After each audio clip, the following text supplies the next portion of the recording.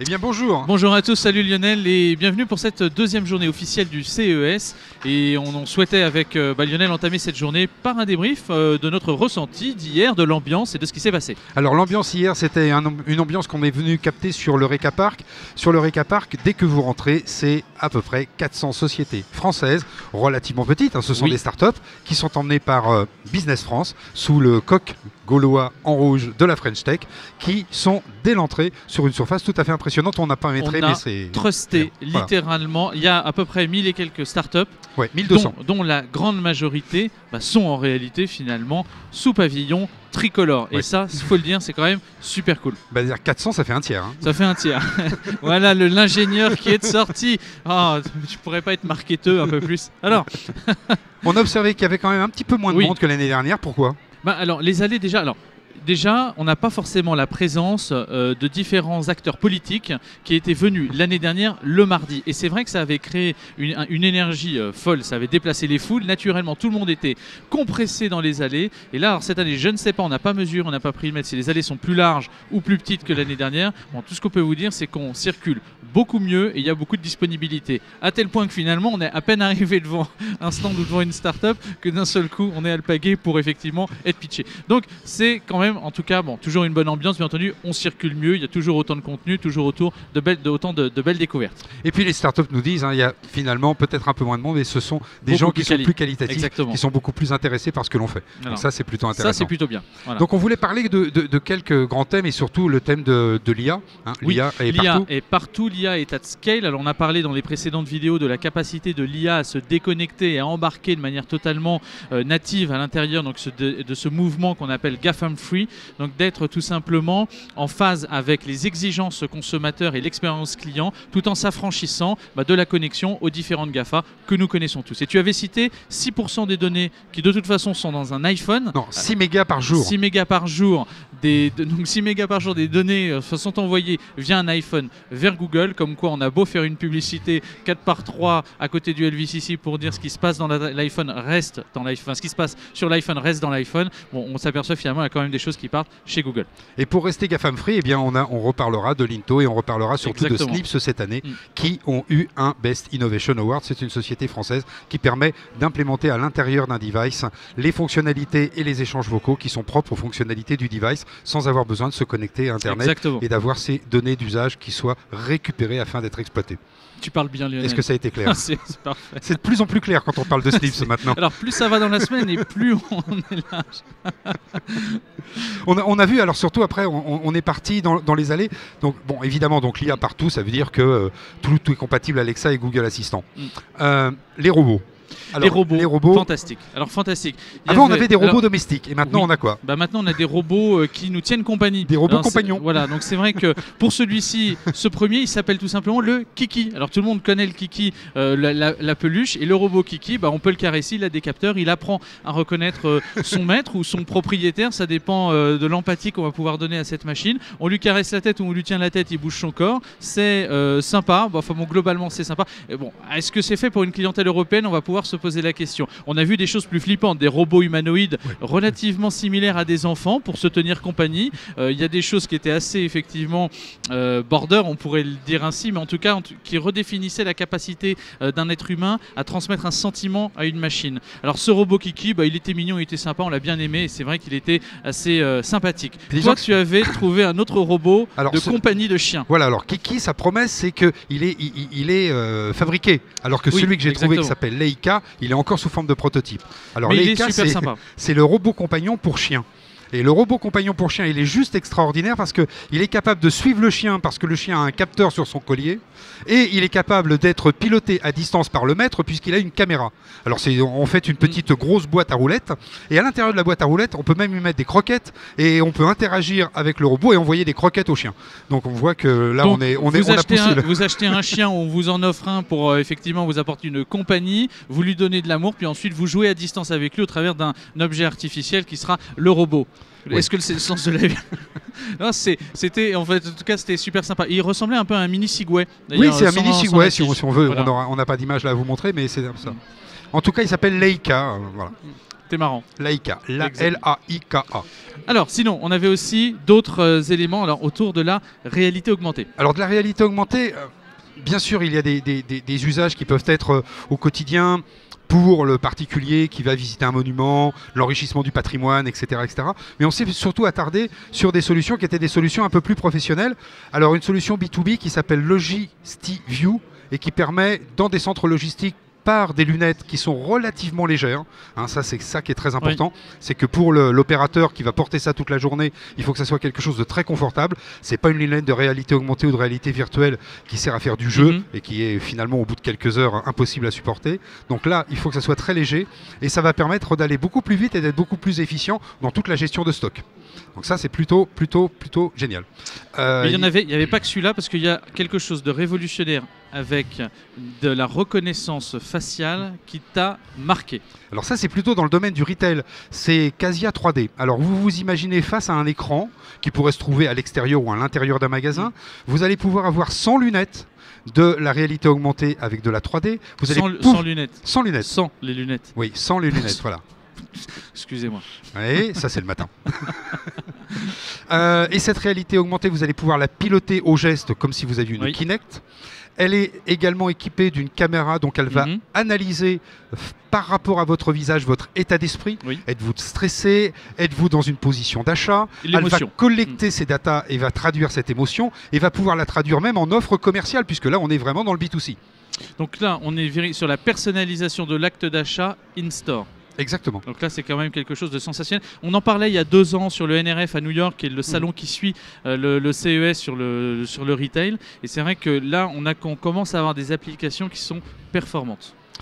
Sinon, toi, tu voulais nous parler de Cambridge Consulting. Alors, je ne peux pas ne pas vous parler des projets de Cambridge. Là, vous imaginez qu'aujourd'hui, la plus grande difficulté qu'on a quand on est une voiture autonome, c'est d'être en mesure, avec les caméras et les différents capteurs, de voir souvent ce qui ne se voit pas. Ou de voir dans de mauvaises conditions. Dans de mauvaises conditions. Type, par exemple, la caméra est sale, elle est obstruée, il y a de la brume, il y a du brouillard, il pleut. Il peut y avoir de la pluie, etc. Donc, tous ces éléments qui font que, naturellement, une caméra peut plus ou moins bien voir et donc avoir des problèmes de compréhension pour l'intelligence artificielle qui devrait décider d'une action à entreprendre.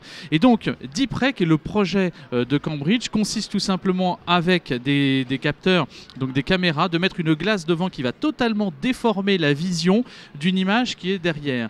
Alors ça, c'est ce que l'on peut voir sur leur stand pour nous montrer qu'ils sont capables de voir, même à travers une vitre qui est assez dépolie. Et de voir avec une capacité, vous imaginez, ils avaient mis une horloge, ils avaient mis le filtre qui obstruait quasiment totalement la vue, on ne voyait pas les chiffres, et en actionnant l'intelligence artificielle, DeepRec est en mesure tout simplement de reconnaître exactement l'heure qu'il est et de voir les chiffres de manière très claire. Donc c'est voir ce que l'homme ne voit pas. Et puis surtout que la machine n'arrive pas à voir. C'est-à-dire qu'aujourd'hui, les intelligences artificielles qui sont capables d'analyser l'image, si l'image est de trop mauvaise qualité, trop détériorée, elles ne sont pas capables d'identifier. Et on voyait bien sur la démonstration qui était sur leur stand que l'image dégradée était très mal identifiée ou très partiellement identifiée par une IA, et l'image modifiée par leur protocole était complètement identifiable et on reconnaissait toutes les voitures, tous les cyclistes, tous les piétons, etc. Donc pour ceux qui sont sur le CES, n'hésitez pas, c'est au Sense, vous pouvez aller les voir. Et là, c'est vraiment très intéressant. Ils ont 3 projets en démo, un dont on va vous parler juste après. Pour les autres, vous regardez nos lives et puis vous verrez directement les vidéos. Alors le deuxième, c'est un petit peu dans l'esprit GAFAM Free, sans y être. Oui, parce qu'en fait, oui, c'est vrai, mais avec la percée du vocal, on est habitué chez soi à se lever, à avoir des scénarios de vie. Scénario, par exemple, je me lève, je demande à Alexa, est-ce que tu peux m'allumer la radio, me lancer la machine à café et m'éclairer la lumière de mon bureau. C'est vrai que la parole le matin, pour vous, c'est peut-être compliqué, comme pour moi, on n'aime pas forcément trop parler. Grâce à cette technologie qui s'appelle Zero UI, donc Zero User Interface, on va être en mesure de pouvoir dire à Alexa, de ne pas forcément lui dire, de lui montrer « Alexa, éteins-moi ça ». Et donc, automatiquement, en pointant du doigt la télé, Alexa va comprendre qu'on pointe la télé et donc elle va pouvoir allumer ou éteindre la télé, par exemple. Donc c'est une interface d'intelligence artificielle qui vient s'interposer entre l'utilisateur et l'intelligence artificielle classique fournie par Alexa. Exactement. Et ce qu'a tendance justement, c'est cette tendance de la zéro interface, où c'est l'humain qui est porteur véritablement de l'interaction avec son environnement. Et est-ce que c'est le devenir de la réalité augmentée, de d'avoir une technologie totalement diffuse dans l'environnement, c'est une des tendances qu'on est en train de constater sur ce CES. Sinon, on a croisé quelques startups que l'on voulait vous citer. Oui. Voilà. Alors la première, c'est une startup qui travaille sur le parfum d'intérieur et évidemment parfum d'intérieur, start-up française, évidemment, qui s'appelle Artiris et qui part avec un appareil qui va pouvoir mixer du parfum. Oui. Sur la base de parfums de grande qualité, sur la base d'essences de grande qualité. Et donc eux, leur créneau, c'est d'avoir une origine complètement traçable des différentes essences pour pouvoir après mieux les mixer et pas se dire je suis en train de mixer quelque chose qui est en fait complètement chimique, complètement industriel et peut-être que demain j'aurai mal à la tête à cause de ce que j'ai préparé dans ma mixette. Celle que tu avais acheté d'ailleurs à l'IFA. Le Mudo, moi j'avais acheté le Mudo qui était à l'IFA alors qu'il était en lancement globalement. Alors là, il y a la version 2 qui est sur le CES et c'est vrai que on pouvait devenir ce qu'ils appelaient un DJ olfactif avec son téléphone. On mixait les différentes essences et surtout, c'était raccroché à l'engin d'interopérabilité qui s'appelle IFTTT. Et donc, quand on arrivait à 500 mètres, 2 km de chez soi, on pouvait automatiquement déclencher le fait que la diffusion des parfums se fasse directement au domicile. C'était Mudo. Oui. Alors, on a une autre start-up qui est dans un autre domaine, qui est dans le domaine de la mobilité douce. C'est Colin, ou Colin, c'est O-L-E-N. Colin qui fait le Tesla du vélo. Alors, le Tesla du vélo, donc, on imagine que c'est déjà un vélo qui va être relativement cher. Il sera commercialisé mi-2019, je crois. Et alors, il est évidemment électrique, autonome, avec un certain nombre de puces à l'intérieur. Et puis, surtout, il a des vis anti-vol, etc., etc. Il est au top de la techno. 0 à 100 km/h en 1 seconde 8. Pas tout à fait, mais entièrement fabriqué en France. Exactement. Ça, c'est important parce que dans le domaine du vélo, même si on a quelques leaders comme Decathlon, ils sont assemblés en France, mais en fait, tout est fabriqué à l'étranger. Donc là, lui, il est entièrement fabriqué en France, ça, c'est la promesse. Exactement. Donc allez le voir aussi, sinon regardez, effectivement, il y a beaucoup d'informations sur ce vélo. Une start-up qui vient de la société très connue Eram. Oui. Ça t'a fait rire le nom, ça s'appelle I-Von. Alors Yvonne, pour les plus âgés d'entre vous, ça évoque la femme du général de Gaulle. Et donc cette start-up travaille sur une chaussure, puisque c'est Eram les chaussures, une chaussure connectée qui va être capable de détecter les chutes. Alors vous allez dire détecter les chutes, bon, qu'est-ce qu'on fait une fois qu'on a détecté les chutes? Est-ce qu'elle est capable de relever la personne? En fait, pas tout à fait. Non, mais elle est capable de donner des informations à qui de droit. Et elle va transmettre des informations donc, qui sont basées sur le réseau LoRa. Donc l'Alliance LoRa, on sait que c'est du réseau pour objets connectés. Et par ce réseau LoRa, ils seront capables de déclencher via la chaussure et les capteurs qui sont à l'intérieur, géolocalisation via le réseau GSM par envoi de SMS. Alors ce qui est très intéressant, c'est pas la première fois que Eram s'intéresse aux talons et ni même aux semelles des chaussures forcément, puisque c'est eux en 2017, si je ne me trompe pas, qui avaient créé la première personnalisation des talons que l'on pouvait acheter in-store, faite par impression 3D. Et donc là, c'était quelque chose, c'était Atelier 27, je crois que ça s'appelait. Bon, et puis sinon, comme je vous bassine avec ça depuis 24 heures... Oui, alors faut savoir que Lionel, je ne lui connaissais pas cet amour des sardines. C'est quelque chose qui est complètement dingue et toi, ça t'a bluffé. En tout cas, c'est vrai que l'approche était séduisante et en même temps, il y avait une très bonne ambiance sur le stand. Exactement. Donc c'est une start-up qui est incubée par le Luxembourg et qui présente avec un site internet qui s'appelle mysardine.com. Je mets à la caméra la carte qui est finalement un petit wallet dans lequel vous allez pouvoir stocker vos jetons numériques. Ils ont déployer une crypto-monnaie dont le cours de la crypto-monnaie est basé sur le cours de la sardine. Et ce que vous ne saviez pas, c'est que la sardine, finalement, plus elle reste longtemps dans sa boîte, et bien plus elle prend de la valeur. Et qu'en plus, avec les problématiques de quotas de pêche, on sait qu'à l'avenir, dans les proches années, la sardine continuera à prendre de la valeur. Donc voilà, une crypto-monnaie basée sur la sardine. J'ai trouvé que c'était ultra original. Exactement. Oui, et ça t'a bien plu. Pendant 3 heures, il nous en a parlé hier. Donc il va prendre des parts, des actions, ne vous inquiétez pas, les levées de fonds de 5 millions, c'est pour lui. Sinon, on a croisé quelques événements hier, et notamment Thierry Marx. Oui, Thierry Marx qui était sur le stand de la Poste pour défendre les inégalités autour de tout ce qui était nutrition. Et donc il nous a fait une petite apparition sur le stand de la Poste, toute décontractée. Et là, effectivement, on a forcément, tout le monde a parlé cuisine. Voilà. Mais c'était pas le seul événement qui s'est passé sur la Poste hier, puisqu'il y en a eu un autour notamment de la place de la femme dans le numérique. Oui, vers 17h, on a vu Nathalie Collin. C'est ça. Qui est venue faire une présentation sur comment la femme aujourd'hui se positionne dans le numérique. C'est vrai que quand vous arpentez les allées de l'Eureka Park, on voit beaucoup d'hommes. Même si ce soir, même si ce matin, ce soir pour vous, si vous dormi, excusez-le. Ouais, c'est ça.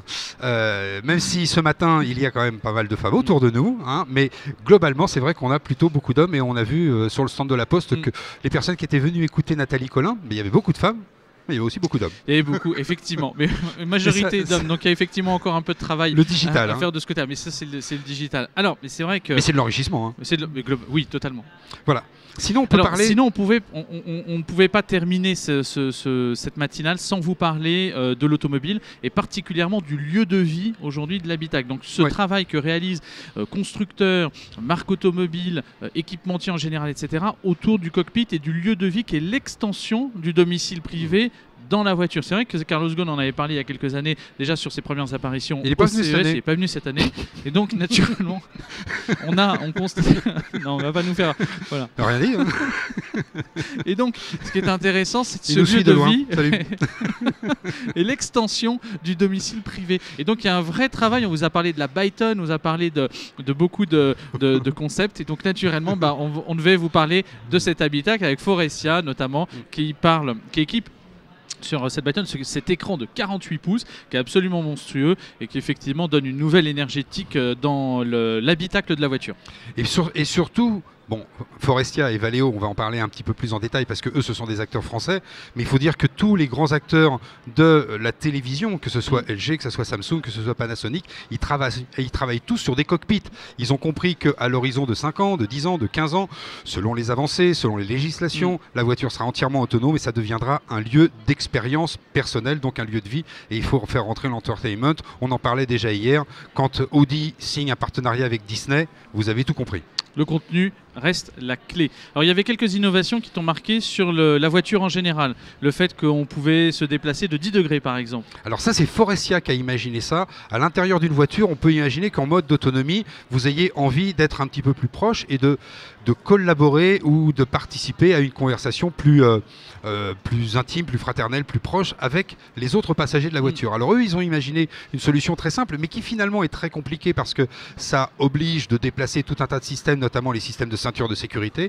C'est que les sièges tournent de 10 degrés simplement. Et finalement, en faisant tourner le siège passager de 10 degrés, le siège conducteur de 10 degrés et notre angle de vue, ça nous permet de voir l'ensemble des passagers et d'avoir de vraies conversations. Et pas simplement regarder les passagers qui sont sur le siège arrière par le biais du rétroviseur. Ça pose beaucoup de questions parce que ça paraît pas techno comme ça, mais en termes d'ingénierie, les problématiques de ceinture de sécurité, de la résistance des matériaux aux efforts, notamment liés au freinage, etc.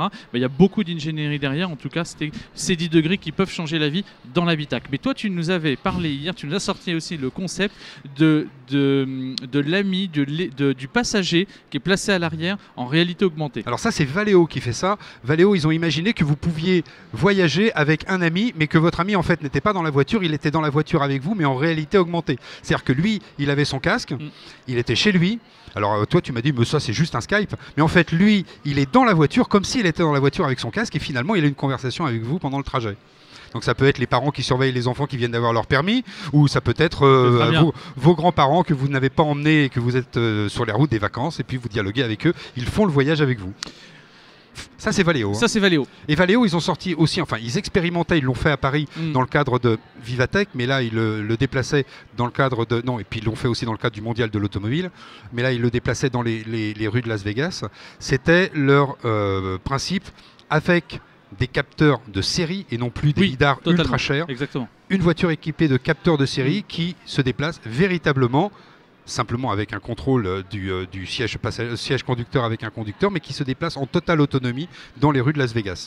Donc là, on voit bien que les technos, tout simplement, commencent à, au niveau tarifaire, être accessibles. Donc, ce qui fait qu'il va y avoir certainement une adoption massive dans les développements ou les prochains modèles qui sortiront. Alors, l'autre et dernière news de la journée d'hier, c'était l'annonce de Mounir Majoubi qu'il a fait depuis Paris. Oui, alors le Next 40. Voilà, ils ont créé le Next 40 qui se veut être une forme de Nasdaq à la française et qui devrait regrouper les 40 startups les plus emblématiques qui seraient, entre guillemets, capables de changer le monde.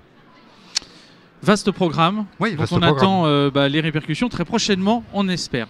C'était à peu près tout ce qu'on voulait vous dire sur cette journée. Alors les prochains rendez-vous, ceux notamment de ce soir, c'est qu'on se retrouve pour alors ici, bien entendu encore pour un débrief de cette journée light, et puis ensuite le gros débrief que l'on fera sur le Sands, là avec l'ensemble des délégations qui sont présentes sur l'Eurotech Week.